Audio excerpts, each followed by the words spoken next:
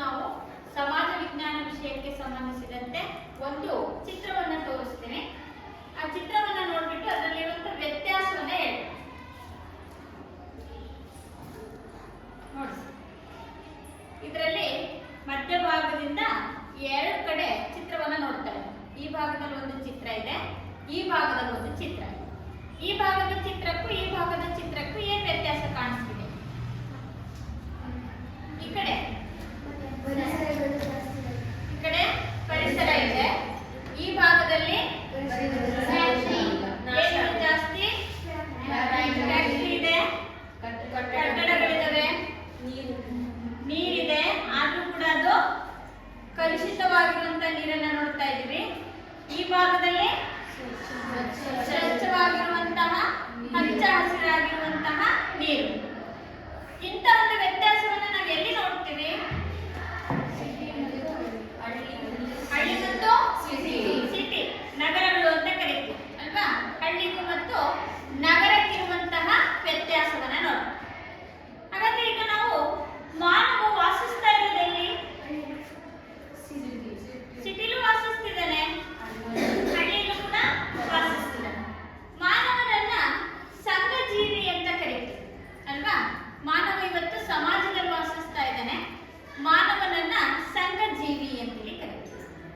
ಸಂಘಜೀವಿ ಆಗಿರೋದ್ರಿಂದ ಮಾನವ ವಾಸಿಸ್ತಾ ಇರುವಂತಹ ಸಮಾಜವನ್ನ ನಾವು 4 ಪ್ರಕಾರಗಳಲ್ಲಿ ನೋಡ್ತೀವಿ. ಹಾಗಾದ್ರೆ ಇವತ್ತು ನಾವು ಸಮಾಜ ವಿಜ್ಞಾನದ ಸಮಾಜಶಾಸ್ತ್ರದ 2ನೇ ಅಧ್ಯಾಯ ಸಮಾಜದ ಪ್ರಕಾರಗಳು.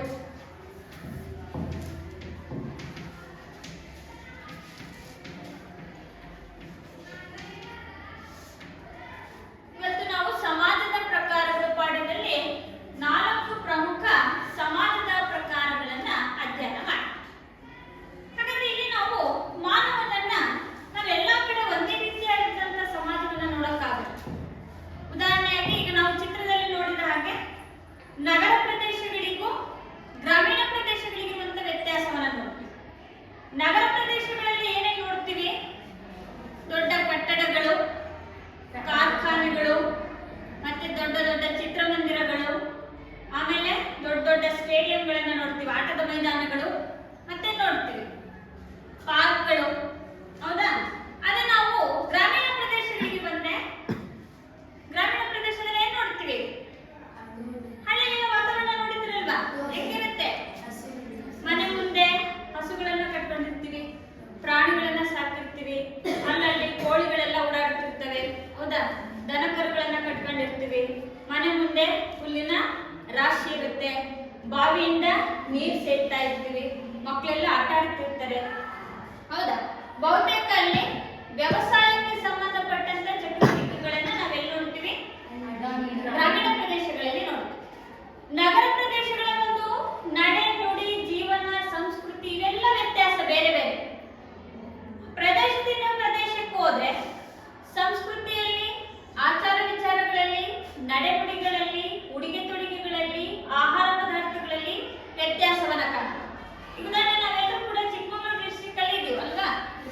ಇಲ್ಲಿನ ವಾತಾವರಣಕ್ಕೂ, ಇಲ್ಲಿನ ಜನರ ಜೀವನ ಶೈಲಿಗೂ, ಇಲ್ಲಿನ ಉಡುಗೆ ತೊಡುಗೆಗಳಿಗೂ ಉತ್ತರ ಕರ್ನಾಟಕಕ್ಕಿರುವ ವ್ಯತ್ಯಾಸವನ್ನ ನೋಡಿ. ಉತ್ತರ ಕರ್ನಾಟಕ ನಾವು ಬಿಜಾಪುರ, ಬಾಗಲಕೋಟೆ, ಬೀದರ್ ಆ ಕಡೆ ಹೋದ್ರೆ ಅಲ್ಲೆಲ್ಲರೂ ಕೂಡ ಪ್ರತಿದಿನ ರೊಟ್ಟಿ ಊಟ ಮಾಡ್ತಾರೆ. ಹೌದಾ? ನಾವೆಲ್ಲ ಹೇಗೆ ಪಲ್ಯಗಳನ್ನ ಮಾಡ್ತೀವಿ ಆ ತರ ಪಲ್ಯಗಳಿಲ್ಲ ಅಲ್ಲಿ. ಅಲ್ಲೇನ್ ಮಾಡ್ತಾರೆ? ಚಟ್ನಿ ಪುಡಿ ಅಂತಾರಲ್ವಾ? ಆತರ ಅಲ್ವಾ? ಅಲ್ಲಿನ ಆಹಾರ ಪದ್ಧತಿ ಬೇರೆ, ಇಲ್ಲಿನ ಆಹಾರ ಪದ್ಧತಿ ಬೇರೆ. ಹಾಗೆ ನಾವು ನಡೆನುಡಿಗಳಲ್ಲಿ ಬಂದ್ರೆ, ಜೀವನ ಶೈಲಿಯಲ್ಲಿ ಬಂದ್ರೆ, ಮತ್ತೆ ಸಂಸ್ಕೃತಿಯಲ್ಲಿ ಬಂದ್ರೆ ವೇಷಭೂಷಣದಲ್ಲೂ ಕೂಡ ವ್ಯತ್ಯಾಸ ಕಾಣುತ್ತೆ. ಹೌದಾ? ನಾವು ಉಡುವಂತಹ ಬಟ್ಟೆಗಳು ಆ ಸೈಡಲ್ಲಿ ಇಲ್ಲ. ಎಲ್ಲಿ? ಉತ್ತರ ಕರ್ನಾಟಕದಲ್ಲಿ. ಅಲ್ಲಿನ ಉಡುಗೆ ತೊಡುಗೆ ಏನು? ದಡಿ ಸೀರೆಗಳು ಅಂತಾರಲ್ವಾ? ಕಾಟನ್ ಸೀರೆಗಳು ಬರ್ತಾ ನೋಡಿ. ಆಮೇಲೆ ಅಲ್ಲೂ ಕೂಡ ಹೆಣ್ಮಕ್ಳು ಕಚ್ಚೆ ಹಾಕ್ತಾರೆ, ಕಚ್ಚೆ ಕಟ್ಕೊಳ್ತಾರೆ ಅಲ್ವಾ? ನಮ್ಮ ಕಡೆ ಗಂಡ್ಮಕ್ಳು ಮಾತ್ರ, ಅದು ಕೂಡ ಯಾವ್ದಾದ್ರು ಸಮಾರಂಭಗಳಲ್ಲಿ ಅಥವಾ ಫಂಕ್ಷನ್ಗಳಲ್ಲಿ ಅಥವಾ ಮದುವೆ ಟೈಮಲ್ಲಿ ಅಷ್ಟೇ. ಹೌದಾ? ಆದ್ರೆ ಉತ್ತರ ಕರ್ನಾಟಕದಲ್ಲಿ ಗಂಡ್ಮಕ್ಳು ಕೂಡ ಕಚ್ಚೆ ಕಟ್ತಾರೆ, ಹೆಣ್ಮಕ್ಳು ಕೂಡ ಕಚ್ಚೆ ಕಟ್ತಾರೆ. ಹೌದಾ? ಹಾಗಾದ್ರೆ ಇಲ್ಲಿನ ಸಂಸ್ಕೃತಿಗೂ ಅಲ್ಲಿನ ವೇಷಭೂಷಣ ಸಂಸ್ಕೃತಿಗೂ ವ್ಯತ್ಯಾಸ. ಹೀಗೆ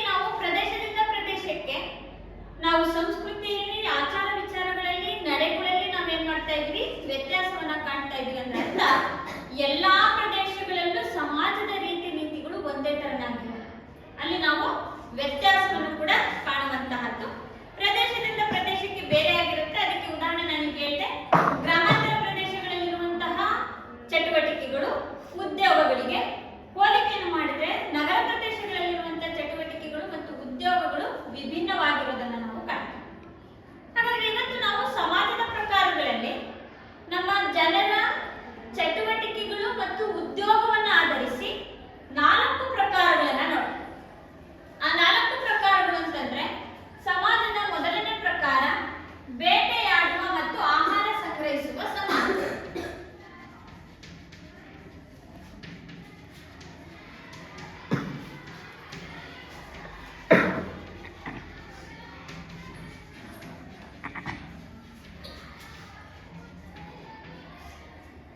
ಇದು ನಮ್ಮ ಸಮಾಜದ ಪ್ರಕಾರಗಳಲ್ಲಿ ಮೊದಲೇ ಬೇಟೆಯಾಡುವ ಮತ್ತು ಆಹಾರ ಸಂಗ್ರಹಿಸುವ ಸಮಾಜ ಅಂತಿವೆ.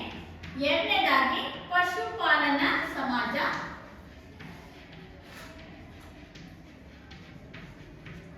ಮೂರನೇದಾಗಿ ಕೃಷಿ ಸಮಾಜ.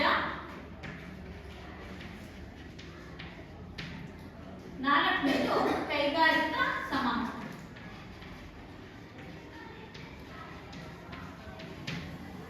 ಈಗ ನಾವು ಮೊದಲನೇದಾಗಿ ನೋಡಬೇಕಾಗಿರುವಂತಹದ್ದು ಬೇಟೆಯಾಡುವ ಮತ್ತು ಆಹಾರ ಸಂಗ್ರಹಿಸುವ ಸಮಾಜ ಅಂತ ಕರೀತೀವಿ. ಬೇಟೆಯಾಡೋದು ಅಂದ್ರೆ ಪ್ರಾಣಿಗಳನ್ನ ಕೊಲ್ಲುವಂತಹದ್ದು, ಹೌದಾ? ಪ್ರಾಣಿಗಳನ್ನ ಕೊಂದು ಆಹಾರವನ್ನಾಗಿ ಬಳಕೆ ಮಾಡಿಕೊಳ್ಳುವಂತಹದ್ದು. ಆಹಾರ ಸಂಗ್ರಹಿಸುವುದು ಅಂದ್ರೆ ಆಹಾರ ಪದಾರ್ಥಗಳನ್ನ ಸಂಗ್ರಹಿಸುವಂತಹದ್ದು. ಈ ಬೇಟೆಯಾಡುವ ಮತ್ತು ಆಹಾರ ಸಂಗ್ರಹಿಸುವಂತ ಸಮಾಜ ಏನಿದೆ, ಇದು ನಮ್ಮ ಅತ್ಯಂತ ಪ್ರಾಚೀನ ಕಾಲದ ಒಂದು ಸಮಾಜದ ವ್ಯವಸ್ಥೆ. ಇದು ಬಹಳ ಅತ್ಯಂತ ಹಳೆಯದಾಗಿರುವಂತಹ ಒಂದು ವ್ಯವಸ್ಥೆ. ಯಾವಾಗ ಅಂತಂದ್ರೆ ಮಾನವ ಏನು ಉಗಮವನ್ನ ಹೊಂದಿದ, ಮಾನವನನ್ನ ಮಂಗನಿಂದ ಮಾನವ ಅಂತೀವಲ್ವಾ? ಮಾನವ ಮುಂಚೆನೆ ಹೇಗಿದ್ದ? ಆದಿವಾಸಿ ಆಗಿದ್ದ. ಆದಿವಾಸಿ ಅಂದ್ರೆ ಕಾಡಲ್ಲಿ ವಾಸಿಸ್ತಾ ಇದ್ದ, ಹೌದಾ? ಅವನಿಗೆ ಬೇಯಿಸಿ ತಿನ್ನೋದು ಗೊತ್ತಿರಲಿಲ್ಲ. ಅವನು ಕೂಡ ಏನ್ ಮಾಡ್ತಿದ್ದ? ಪ್ರಾಣಿಗಳನ್ನ ಬೇಟೆ ಆಡ್ಬಿಟ್ಟು ಏನ್ ಮಾಡ್ತಾ ಇದ್ದ? ಆಹಾರವನ್ನಾಗಿ ಬಳಸ್ಕೊಳ್ತಾ ಇದ್ದ. ಅದರ ಚರ್ಮವನ್ನ ತನ್ನ ಉಡುಗೆಯನ್ನಾಗಿ ಬಳಕೆಯನ್ನ ಮಾಡ್ಕೊಳ್ತಿದ್ದ. ಇದು ನಮ್ಮ ಸಮಾಜದ ಮೊದಲ ಮತ್ತು ಪ್ರಾಚೀನ ಕಾಲದ ಒಂದು ವ್ಯವಸ್ಥೆ ಆಗಿರುವಂತದ್ದನ್ನ ನೋಡ್ತಾ ಇದ್ದೀವಿ. ಇಲ್ಲಿ ನಾವು ಮುಖ್ಯವಾಗಿ ನೋಡುವಂತದ್ದು ಏನು ಅಂತಂದ್ರೆ, ಇಲ್ಲಿ ಮಾನವ ಸಮಾಜ ಪ್ರಮುಖವಾಗಿರುವಂತದ್ದು ಬಹಳ ಚಿಕ್ಕದಾದಂತಹ ಸಮಾಜ ಇದೆ. ಬೇಟೆಯಾಡುವಂತ ಸಮಾಜ ಗಾತ್ರದಲ್ಲೇ ದೊಡ್ಡದಲ್ಲ, ಬಹಳ ಚಿಕ್ಕದಾಗಿರುವ ಪ್ರಾಚೀನ ಕಾಲದ ಒಂದು ವ್ಯವಸ್ಥೆ ಆಗಿರುವಂತಹದ್ದು. ಚಿಕ್ಕದು ಅಂದ್ರೆ ಇದರ ಸಂಖ್ಯೆ ಎಷ್ಟಂದ್ರೆ ಒಂದು 40 ರಿಂದ 50 ಜನ ಅಲ್ಲಿ ಇರೋರು. ಆ ಒಂದು ಗುಂಪಿನಲ್ಲಿ 40 ರಿಂದ 50 ಜನರ ಒಂದು ಗುಂಪಿನ ಒಂದು ವ್ಯವಸ್ಥೆ ಈ ಬೇಟೆಯಾಡುವಂತ ಸಮಾಜದ್ದಾಗಿತ್ತು. ಕೆಲವೇ ಮಂದಿ ಜನರನ್ನ ಒಳಗೊಂಡಂತಹ ಇದು ಸಂಚಾರಿ ಸ್ವರೂಪವನ್ನ ಹೊಂದಿತ್ತು. ಸಂಚಾರಿ ಅಂದ್ರೇನು?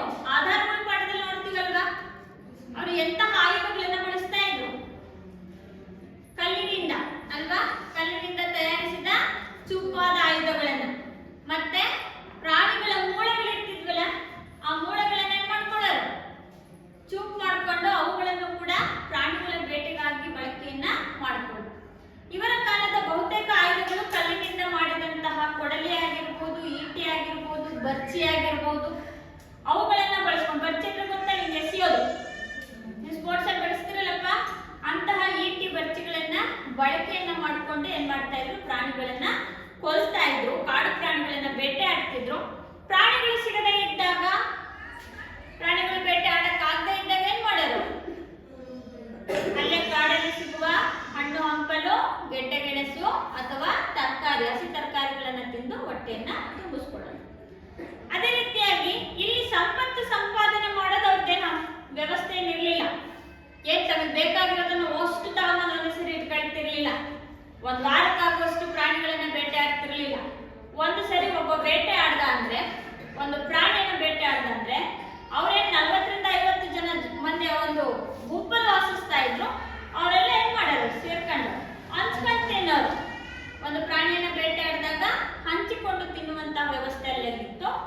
ಹಣ್ಣು ಹಂಪಲುಗಳು ತಂದ್ರು ಕೂಡ ಅಷ್ಟೇ, ಯಾರು ಹಣ್ಣು ಹಂಪಲನ್ನು ತರ್ತಾರೋ ಅಷ್ಟು ಅವನೇ ತಿಂತಿರ್ಲಿಲ್ಲ.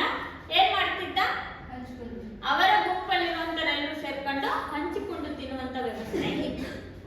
ಇದು ನಮ್ಮ ಸಮಾಜದ ಪ್ರಕಾರದ ಮೊದಲನೇ ಸಮಾಜ, ಬೇಟೆಯಾಡುವ ಮತ್ತು ಆಹಾರ ಸಂಗ್ರಹಿಸುವ ಸಮಾಜ. ಇದರ ಗುಣಲಕ್ಷಣಗಳನ್ನ ನೋಡಿದ್ರೆ, ಇದರ ಮೊದಲನೇ ಲಕ್ಷಣ ಏನು ಅಂತಂದ್ರೆ, ಇದು ಗಾತ್ರದಲ್ಲಿ ಚಿಕ್ಕದು ಅಲ್ವಾ? ಎಷ್ಟು ಜನಸಂಖ್ಯೆ? 40ರಿಂದ 50 ಜನ ಮಾತ್ರ ಇರೋದು. ಬಹಳ ಗಾತ್ರದಲ್ಲಿ ಚಿಕ್ಕದಾಗಿರುವಂತಹದ್ದು, ಬಹಳ ಕಡಿಮೆ ಜನಸಂಖ್ಯೆಯನ್ನ ಹೊಂದಿರುವಂತಹ ಒಂದು ಗುಂಪು. ಎರಡನೆಯ ಒಂದು ಗುಣಲಕ್ಷಣ ಏನು ಅಂದ್ರೆ, ಈ ಸಮಾಜ ಸದಾ ಏನಾಗ್ತಿರುತ್ತೆ, ಚಲಿಸುತ್ತಾ ಇರುತ್ತೆ. ಚಲಿಸೋದಂದ್ರೇನು, ವಲಸೆ ಹೋಗುವುದು. ಚಲಿಸೋದು ಅಂತಂದ್ರೆ ಒಂದು ಸ್ಥಳದಿಂದ ಮತ್ತೊಂದು ಸ್ಥಳಕ್ಕೆ ಏನನ್ನ ಹುಡುಕೊಳ್ತಾ, ಆಹಾರವನ್ನ ಹುಡುಕೊಳ್ತಾ, ಪ್ರಾಣಿಗಳನ್ನ ಬೇಟೆಯಾಡ್ತಾ ಸದಾ ಚಲಿಸುವಂತಹ ಸಮಾಜ ಬೇಟೆಯಾಡುವಂತಹ ಸಮಾಜವಾಗಿತ್ತು. ನಂತರ ಇಲ್ಲಿ ಸಂಪತ್ತನ್ನ ಸಂಗ್ರಹಿಸುವಂತಹ ಇಚ್ಛೆ ಇರಲಿಲ್ಲ. ಸಂಪತ್ತಂದ್ರೇನು, ಸಂಪತ್ತಂದ್ರೆ ದುಡ್ಡ, ದುಡ್ಡೇನಪ್ಪ, ಸಂಗ್ರಹಿಸುವ ಇಚ್ಛೆ ಇಲ್ಲ. ಅಂದ್ರೆ ಎಲ್ಲಾ ಪ್ರಾಣಿಗಳನ್ನ ಒಂದೇ ಸಲ ಬೇಟೆ ಆಡ್ಕೊಂಡು ಇದು ಅಷ್ಟು ನಂದೆ ಅನ್ನಂಗಿಲ್ಲ. ಎಲ್ಲ ಹಣ್ಣು ಹಂಪಲುಗಳನ್ನ, ಗೆಡ್ಡೆ ಗೆಣಸುಗಳನ್ನ ಅಷ್ಟು ತಂದು ರಾಶಿ ಇಟ್ಕೊಂಡು ಇದು ಅಷ್ಟು ನಂದು ಅಂತ ಹೇಳಂಗಿಲ್ಲ. ಯಾಕೆ, ಇವರ ಸ್ವಭಾವ ಎಂತದ್ದು, ಹಂಚಿಕೊಂಡು ತಿನ್ನುವಂತಹ ಸ್ವಭಾವ. ಎಲ್ಲದೂ ನನಗೇ ಬೇಕು, ಅದನ್ನ ಕೂಡಿಟ್ಕೋಬೇಕು, ಅದನ್ನ ಸ್ಟೋರ್ ಮಾಡಿ ಇಟ್ಕೋಬೇಕು ಅನ್ನಂತಹ ಬಯಕೆ ಅವರಿಗಿರ್ಲಿಲ್ಲ. ಇವರ ಉದ್ದೇಶ ಏನು, ಹೊಟ್ಟೆ ತುಂಬಿಸ್ಕೊಳ್ಳೋದಷ್ಟೇ. ಅದಕ್ಕೆ ಏನ್ ಮಾಡೋರು, ಯಾರಾದ್ರೂ ಬೇಟೆ ಆಡ್ಲಿ ಅವ್ರ ಗುಂಪಲ್ಲಿ ತಗೊಂಬರೋದು, ಎಲ್ಲರೂ ಸೇರ್ಕೊಂಡು ಹಂಚ್ಕೊಂಡು ತಿನ್ನೋದು. ಇವ್ರಿಗೆ ಯಾವ ಆಸೆ ಇಲ್ಲ, ಸಂಪತ್ತನ್ನ ಸಂಗ್ರಹಿಸುವಂತಹ ಆಸೆ ಇರಲಿಲ್ಲ. ಇನ್ನ ನಾಲ್ಕನೇದು ಏನಂತಂದ್ರೆ, ಇಲ್ಲಿ ಬಂಧುತ್ವ ಸಂಬಂಧ ಇತ್ತು. ಏನ್ ಬಂಧುತ್ವ ಅಂದ್ರೆ, ಇವರಲ್ಲಿ ಇದ್ರಲ್ಲ 40ರಿಂದ 50 ಜನರ ಗುಂಪು, ಅವರೆಲ್ಲ ಹೇಗೆ ಅಂತಂದ್ರೆ ಒಂದು ಕುಟುಂಬದ ಸದಸ್ಯರಿದ್ದಂತೆ. ಅವರೊಂದು ಕುಟುಂಬದವರು ಆಗಿರ್ಬೋದು, ಆಗದೇನೆ ಇರ್ಬೋದು. ಆದ್ರೂ ಕೂಡ ಒಂದು ಕಡೆ ನೆಲೆಸಿದರೆ ಅಂದ್ರೆ ಇವರಲ್ಲಿ ಹಂಚಿಕೊಂಡು ತಿನ್ನುವಂತಹ ಸ್ವಭಾವ ಏನಿತ್ತಲ್ಲ, ಅದರಿಂದ ಅರ್ಥ ಆಗ್ತಿತ್ತು ಇವರೆಲ್ಲರೂ ಕೂಡ ಬಂಧುತ್ವದ ಸಂಬಂಧವನ್ನ ಹೊಂದಿದ್ರು. ಒಂದೇ ಕಡೆ ನೆಲೆಸಿರೋದ್ರಿಂದ ಇವರಲ್ಲಿ ಎಂತಹ ಮನೋಭಾವ, ನಾವೆಲ್ಲರೂ ಕೂಡ ಒಂದೇ ಕುಟುಂಬದ ಸದಸ್ಯರಿದ್ದಂತೆ ಎನ್ನುವಂತಹ ಮನೋಭಾವನೆಯನ್ನ ಬೆಳೆಸ್ಕೊಂಡಿದ್ರು. ಇನ್ನ ಐದನೇ ಲಕ್ಷಣ ಏನು ಅಂತಂದ್ರೆ, ಇವರಲ್ಲಿ ರಾಜಕೀಯವಾದಂತಹ ಯಾವುದೇ ಸಂಸ್ಥೆಗಳಿರಲಿಲ್ಲ. ರಾಜಕೀಯ ಅಂದ್ರೆ ಗೊತ್ತಲ್ವಾ, ಏನ್ ರಾಜಕೀಯ ಅಂದ್ರೆ, ಎಲೆಕ್ಷನ್.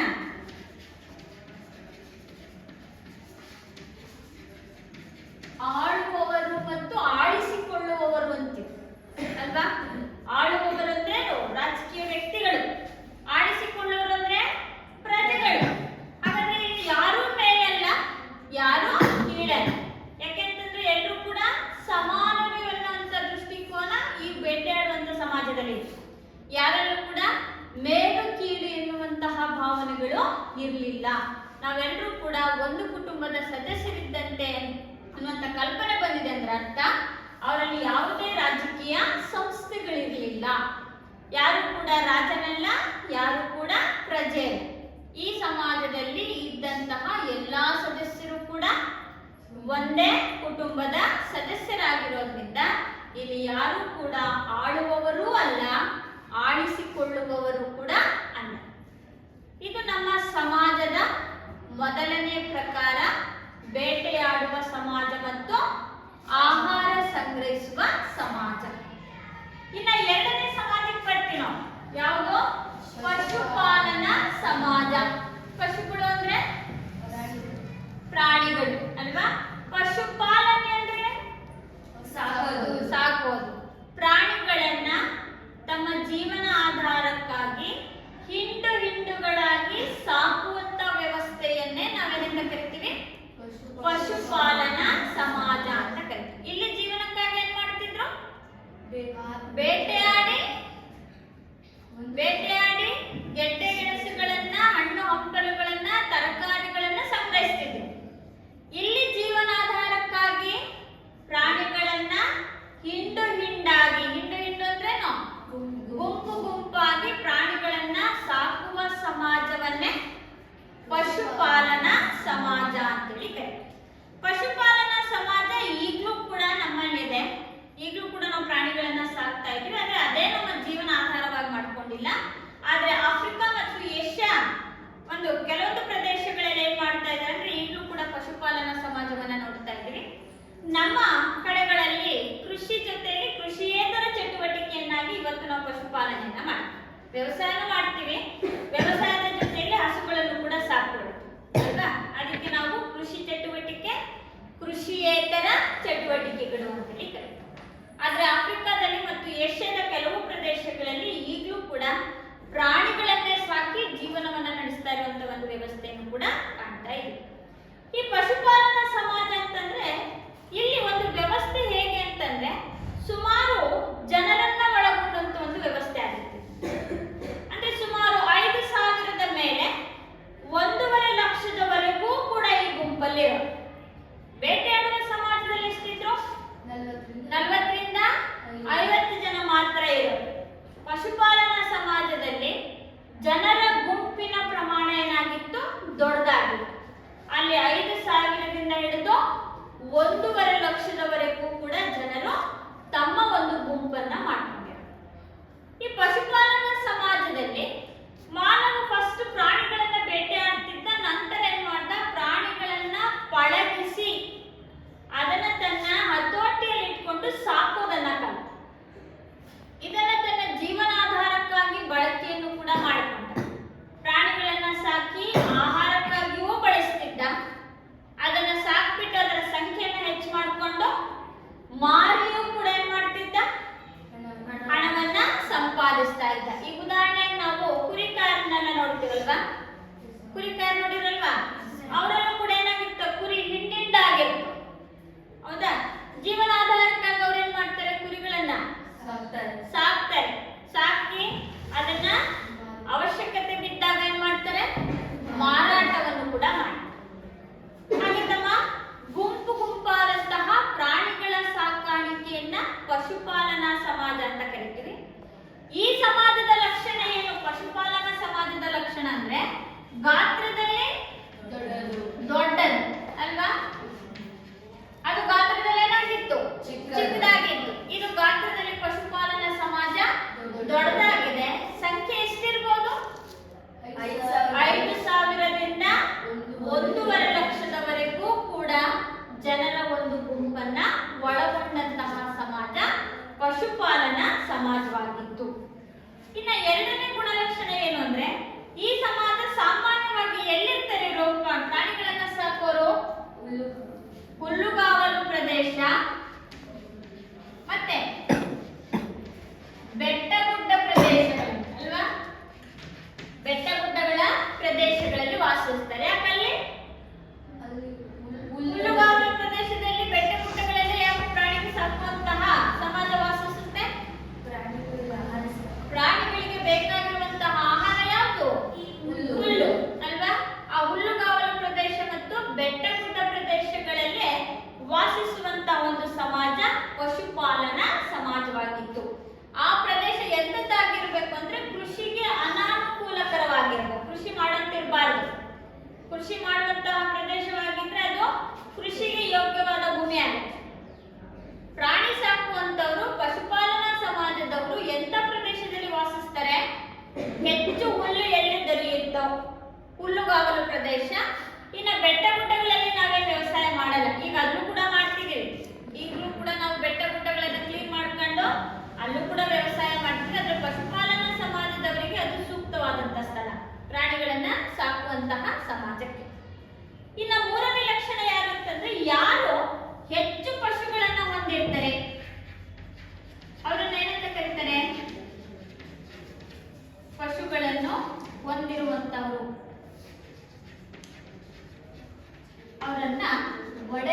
ಅಂತ ಕರೆಯೋರು. ಒಡೆಯರಂದ್ರೆ ಶ್ರೀಮಂತರು ಅಂತ. ಇಲ್ಲಿ ನೋಡಿ, ಇವ್ರಿಗೆ ಸಂಪತ್ತಿನ ಸಂಗ್ರಹಣೆ ಮಾಡೋ ಆಸೆನೇ ಇಲ್ಲ. ಬೇಟೆಯಾಡುವ ಸಮಾಜದಲ್ಲಿ ಎಲ್ಲ ಹಂಚ್ಕೊಂಡು ತಿಂತಿದ್ರು. ಪಶುಪಾಲನಾ ಸಮಾಜದಲ್ಲಿ ಪೈಪೋಟಿ ಇತ್ತು ಅಲ್ವಾ? ಶ್ರೀಮಂತರು ಮತ್ತು ಬಡವರು ಅಂತ ಹೇಗೆ ಗುರುತಿಸ್ತಿದ್ರು? ಯಾರತ್ರ ಹೆಚ್ಚು ಪ್ರಾಣಿಗಳಿರ್ತಿದ್ವೋ ಅವರನ್ನ ಒಡೆಯರು ಅಂತ ಕರೆಯೋರು ಶ್ರೀಮಂತರು. ಯಾರ ಬಳಿ ಪ್ರಾಣಿಗಳ ಸಂಖ್ಯೆ ಕಡಿಮೆ ಇರ್ತಿದ್ದೋ ಅವರನ್ನ ಬಡವರು ಅಂತ ಕರೆಯೋರು. ಹೀಗೆ ಪ್ರಾಣಿಗಳ ಸಂಖ್ಯೆಯ ಆಧಾರದ ಮೇಲೆ ಒಡೆಯ ಮತ್ತು ಬಡವ ಅಂತ ಹೇಳ್ಬಿಟ್ಟು ವಿಂಗಡಣೆನ ಮಾಡ್ತೀವಿ. ಇದು ಪಶುಪಾಲನಾ ಸಮಾಜದ ಗುಣಲಕ್ಷಣ. ಇದು ಗಾತ್ರದಲ್ಲಿ ದೊಡ್ಡದು. ಎರಡನೇದಾಗಿ ಇಲ್ಲಿ ಹುಲ್ಲುಗಾವಲು ಬೆಟ್ಟಗುಡ್ಡ ಪ್ರದೇಶಗಳಲ್ಲಿ ಕೃಷಿಗೆ ಯೋಗ್ಯವಲ್ಲದ ಭೂಮಿಯಲ್ಲಿ ವಾಸಿಸ್ತಿದ್ರು. ಮೂರನೇದಾಗಿ ಬರುವಂತಹದ್ದು ಇವರು ಯಾರು ಹೆಚ್ಚು ಪ್ರಾಣಿಗಳನ್ನ ಹೊಂದಿರ್ತಾರೋ ಅಂತವರನ್ನ ಏನಂತ ಕರೀತಾ ಇದ್ರು? ಒಡೆಯರು ಅಂತ ಹೇಳ್ಬಿಟ್ಟು ಬಿಂಬಿಸಲಾಗ್ತಾ ಇತ್ತು. ಇದು ನಮ್ಮ ಎರಡನೇ ಸಮಾಜದ ಪ್ರಕಾರ. ಪ್ರಾಣಿಗಳನ್ನ ಸಾಕುವ ಸಮಾಜವನ್ನ ಪಶುಪಾಲನಾ ಸಮಾಜ ಅಂತೇಳಿ ಕರೀತಾರೆ. ಇನ್ನು ಮೂರನೇದಾಗಿ ಬರುವಂತಹದ್ದು ಕೃಷಿ ಸಮಾಜ ಅಂತೇಳಿ ಕರೀತಾರೆ. ಕೃಷಿ ಸಮಾಜ ಅಂದ್ರೆ ತಮ್ಮ ಜೀವನಾಧಾರಕ್ಕಾಗಿ ವ್ಯವಸಾಯವನ್ನೇ ಅವಲಂಬಿಸಿರುವ ಸಮಾಜವನ್ನ ಕೃಷಿ ಸಮಾಜ ಅಂತ ಕರೀತಾರೆ. ಈಗ ನಾವೆಲ್ಲರೂ ಕೂಡ ಎಂತಹ ಸಮಾಜದಲ್ಲಿದ್ದೀವಿ? ಕೃಷಿ ಸಮಾಜದಲ್ಲಿದ್ದೀವಿ. ನಾವು ಬಹುತೇಕ ರೈತರ ಮಕ್ಕಳೇ ಜಾಸ್ತಿ ಅಲ್ವಾ? ನಾವು ರೈತದ ಒಂದು ವ್ಯವಸ್ಥೆಯನ್ನ, ವ್ಯವಸಾಯವನ್ನ ಯಾಕೆ ಅವಲಂಬಿಸಿಕೊಂಡಿದ್ದೀವಿ ಅಂದ್ರೆ ನಮ್ಮ ಜೀವನಾಧಾರಕ್ಕಾಗಿ ಅದನ್ನ ನಾವು ಆದಾಯವಾಗಿಟ್ಕೊಂಡಿದ್ದೀವಿ. ಹಾಗಾಗಿ ಇದನ್ನ ಕೃಷಿ ಸಮಾಜ ಅಂತೇಳಿ ಕರೀತಾರೆ. ಬೇಸಾಯವನ್ನು ಅವಲಂಬಿಸಿ ಬದುಕುವಂತ ಸಮಾಜವೇ ಕೃಷಿ ಸಮಾಜ. ಕೃಷಿ ಅಂದ್ರೇನು? ಎಂತ ಪ್ರಶ್ನೆ ಮಿಸ್ಸಿಗೆ. ಕೃಷಿ ಅಂದ್ರೆ ಕೃಷಿ, ವ್ಯವಸಾಯ ಅಂದ್ರೆ ವ್ಯವಸಾಯ. ಏನ್ ವ್ಯವಸಾಯ ಅಂದ್ರೆ? ವ್ಯವಸಾಯ ಅಂದ್ರೆ ನೀವು ರೈತರ ಮಕ್ಕಳು ತಾನೆ ಬಿತ್ತನೆ ಮಾಡೋದು, ಮತ್ತೆ ಭೂಮಿಯನ್ನ ಹದ ಮಾಡ್ಬೇಕು. ಫಸ್ಟ್ ಭೂಮಿಯನ್ನ ಕ್ಲೀನ್ ಮಾಡ್ಕೊಳ್ಳಲ್ವಾ? ಭೂಮಿಯನ್ನ ಹದ ಮಾಡಿ ಬಿತ್ತನೆಯನ್ನ ಮಾಡಿ ಬೆಳೆ ಬೆಳೆದು ಅದರಿಂದ ಮಾನವ ಮತ್ತು ಪ್ರಾಣಿಗಳು ಇಬ್ರು ಉಪಯೋಗ ಪಡ್ತವೆ.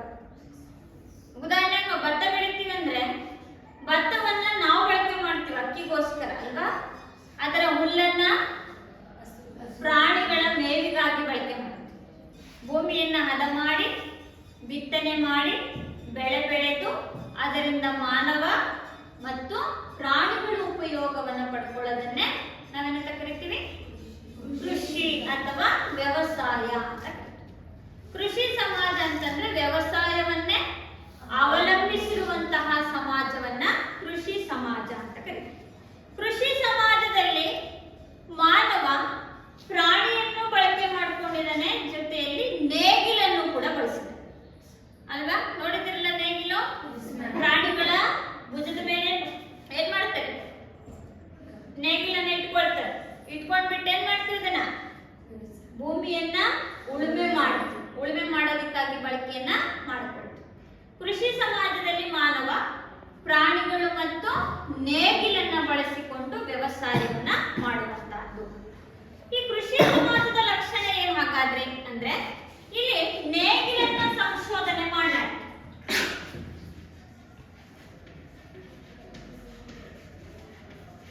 ಸಂಶೋಧನೆ ಅಂದ್ರೇನು? ಸಂಶೋಧನೆ ಅಂದ್ರೆ ಕಂಡುಹಿಡಿಯೋದು ಅಂತ ಅಲ್ವಾ? ಪ್ರಾಣಿಗಳೇನು ಪ್ರಕೃತಿದತ್ತವಾಗಿ ಸಿಗ್ತವೆ, ಪ್ರಾಣಿಗಳನ್ನ ಬಳಸ್ಕೊಂಡು ಮಾನವ ವ್ಯವಸಾಯವನ್ನ ಮಾಡ್ಲಿಕ್ಕೆ ಏನ್ ಮಾಡ್ದ? ನೇಗಿಲನ್ನ ಸಂಶೋಧನೆ ಮಾಡ್ದ. ಇದು ಸಾಮಾನ್ಯ ಶಕಪೂರ್ವ 3000 ವರ್ಷಗಳ ಹಿಂದೆ ಮಾನವನ ಸಂಶೋಧನೆಗಳಲ್ಲಿ ನೇಗಿಲು ಕೂಡ ಒಂದು. ನೇಗಿಲನ್ನ ಪತ್ತೆ ಹಚ್ಚಿ ಅದನ್ನ ಕಂಡು ಹಿಡಿದ ಮೇಲೆ ಪ್ರಾಣಿಗಳನ್ನ ಬಳಸ್ಕೊಂಡು ಏನ್ ಮಾಡ್ದ? ಭೂಮಿಯನ್ನ ಉಳುಮೆ ಮಾಡೋದನ್ನ ಕಲಿತ. ಉಳುಮೆ ಮಾಡೋದಂದ್ರೆ ಗೊತ್ತಲ್ಲ, 2 ಹಸುಗಳ ಮೇಲೆ ಏನ್ ಮಾಡ್ತಾರೆ? ನೇಗಿಲು ಕಟ್ಕೊಳ್ತಾರೆ.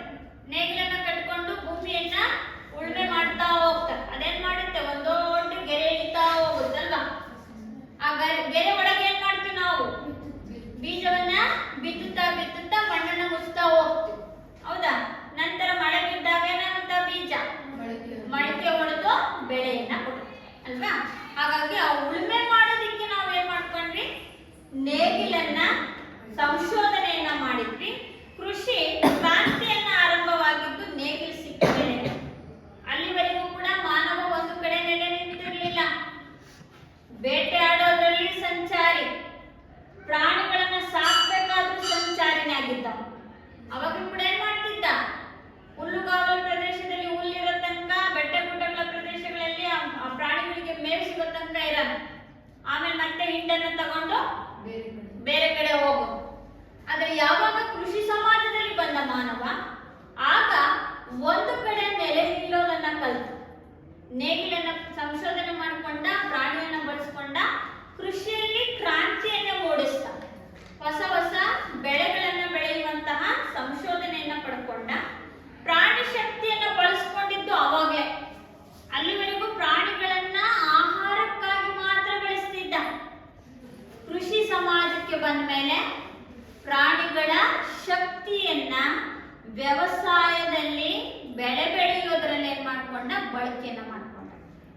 ನೇಗಿಲನ್ನ ಸಂಶೋಧನೆ ಮಾಡ್ದ, ಪ್ರಾಣಿಗಳ ಶಕ್ತಿಯನ್ನ ಬಳಸ್ಕೊಂಡು ಉಳುಮೆ ಮಾಡೋದನ್ನ ಕಲಿತ. ಎರಡನೇ ಲಕ್ಷಣ, ಕೃಷಿ ಸಮಾಜದಲ್ಲಿ ಬೇಸಾಯ ಪ್ರಮುಖ ಉದ್ಯೋಗವಾಗಿತ್ತು. ಪ್ರಮುಖ ಉದ್ಯೋಗ ಯಾವುದು? ಕೃಷಿ, ವ್ಯವಸಾಯವೇ ಪ್ರಮುಖ ಉದ್ಯೋಗವಾಯಿತು. ಒಂದು ಕಡೆ ನೆಲೆ ನಿಲ್ಲೋದನ್ನ ಕಲಿತ. ಈಗ ನಿಮ್ಮವೆಲ್ಲ ಹೊಲಗದ್ದೆಗಳಿದಾವಲ್ವಾ, ನೀವೇನ್ ಉಳುಮೆ ಮಾಡೋ 4-5 ವರ್ಷ ಇಟ್ಕೊಂಡು ಬೇರೆ ಕಡೆ ಹೋಗ್ಬಿಡ್ತೀರಾ? ನಿಮ್ಮ ಹಿಂದಿನ ತಲೆಮಾರಿನವ್ರು ಇದ್ದಂತ ಭೂಮಿಯನ್ನ ಈಗಲೂ ಕೂಡ ನೀವು ಉಳುಮೆ ಮಾಡ್ತಿದ್ದೀರಲ್ಲ, ಒಂದೇ ಕಡೆ ನೆಲೆ ನಿಂತಿದ್ದೀರಲ್ಲ. ಕೃಷಿ ಸಮಾಜದಲ್ಲೂ ಕೂಡ ಅಷ್ಟೇ, ನೇಗಿಲನ್ನ ಪ್ರಾಣಿಗಳನ್ನ ಬಳಸ್ಕೊಂಡು ವ್ಯವಸಾಯ ಮಾಡೋದನ್ನ ಕಲಿತ ಮೇಲೆ ಮಾನವ ಒಂದು ಕಡೆ ನೆಲೆ ನಿಲ್ಲೋದನ್ನ ಕಲ್ತ್ಕೊಂಡ, ಕೃಷಿಯನ್ನೇ ತಮ್ಮ ಪ್ರಮುಖ ಉದ್ಯೋಗವನ್ನಾಗಿಯೂ ಕೂಡ ಮಾಡಿಕೊಂಡ. ಇದರಿಂದ ಏನಾಯ್ತು, ಗ್ರಾಮಗಳು ಹುಟ್ಕೊಂಡು. ಅಲ್ಲಿ ತನಕ ಗ್ರಾಮಗಳೇನಿರ್ಲಿಲ್ಲ, ಅಲ್ಲಿವರೆಗೂ ಬುಡಕಟ್ಟು ಜನಾಂಗಗಳಂತ ಕರೆಯೋರು, ಗುಂಪು ಕಟ್ಕೊಂಡು ಹೋಗೋರು ಅಲ್ವಾ. ಯಾವಾಗ ಕೃಷಿಯನ್ನ ಕಲ್ತ ಆಗ ಗ್ರಾಮಗಳು ಕೂಡ ಏನಾದ್ವು, ಹುಟ್ಕೊಂಡು. ಅಲ್ಲಿಂದ ಗ್ರಾಮ, ಗ್ರಾಮದಿಂದ ನಗರ, ನಗರಗಳಿಂದ ಪಟ್ಟಣ ಪ್ರದೇಶಗಳು, ಹೀಗೆ ಪ್ರದೇಶಗಳು ಏನಾಗ್ತಾ ಹೋಯ್ತು, ಬೆಳವಣಿಗೆಯನ್ನ ಹೊಂದುತ್ತಾ ಹೋಯ್ತು. ಇನ್ನು ಮೂರನೇ ಲಕ್ಷಣ, ಇಲ್ಲಿ ಹೆಚ್ಚು ಆಹಾರ ಉತ್ಪಾದನೆ ಸಾಧ್ಯವಾಯಿತು.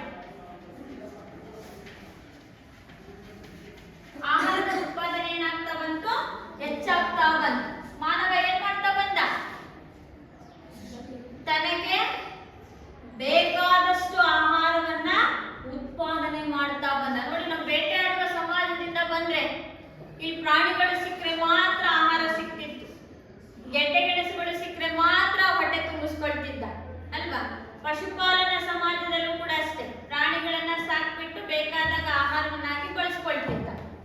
ಆದ್ರೆ ಕೃಷಿ ಸಮಾಜದಲ್ಲಿ ಮಾನವ ತನಗೆಷ್ಟು ಬೇಕೋ ಅಷ್ಟು ಪದಾರ್ಥಗಳನ್ನ ಬೆಳೆಸೋದನ್ನ ಕಲಿತ. ಇವತ್ತು ಸಮಾಜದಲ್ಲಿ ನಾವು ನಮಗೆ ಸಾಕಾಗುವಷ್ಟು ಆಹಾರ ಪದಾರ್ಥಗಳನ್ನ ಬೆಳ್ಕೊಂಡು ಉಳಿದಿದ್ದನ್ನ ಏನ್ ಮಾಡ್ತಿದ್ವಿ, ನಾವು ರಫ್ತು ಮಾಡ್ತಾ ಇದ್ವಿ, ಬೇರೆ ರಾಷ್ಟ್ರಗಳಿಗೆ ಕಳುಹಿಸಿ ಕೊಡ್ತಾ ಇದ್ವಿ.